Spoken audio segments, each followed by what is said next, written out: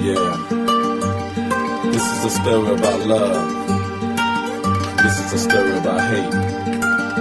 When tolerance brings a tragedy, passion, pain.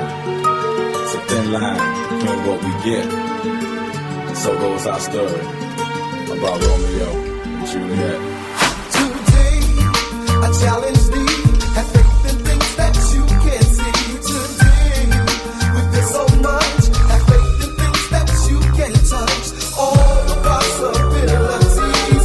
We all possess special things. Respect the power and you'll see how strong love can be. She screams, Romeo, Romeo, wherefore art thou, Romeo? You never know when it's time to go. Her dad's gun smoking, my body's laying on the floor. She wishing, hoping that I still breathe, that I still live. Unfortunately, I only got one life to give.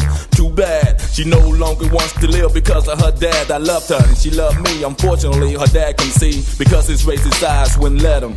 Now it's a thin line between love and hate, and Romeo and Juliet. As the father dealt the deadly fate, a tear for love, a tear for mad intolerance. Why holler since the people seem to let it go? A tragic ending, sending such a hateful message. Romeo, Romeo, let your soul go.